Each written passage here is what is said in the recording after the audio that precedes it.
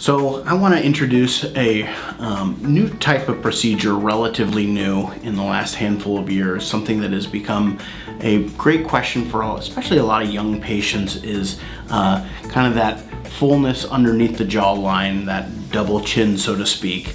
And patients inquiring and asking about minimally invasive procedures, folks who don't necessarily want to do a surgical procedure, but are looking for something that's going to give them a true improvement.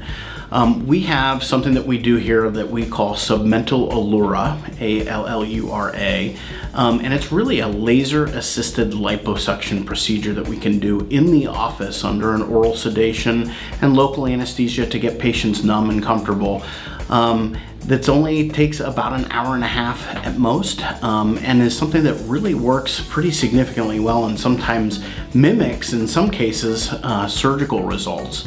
It is a minimally invasive procedure, so there are still some small incisions that are made that are hidden very discreetly under the chin and behind the ears.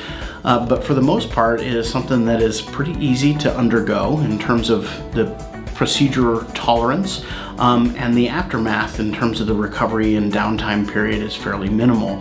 Most people in a couple of days or so are feeling, certainly well enough to do just about most things.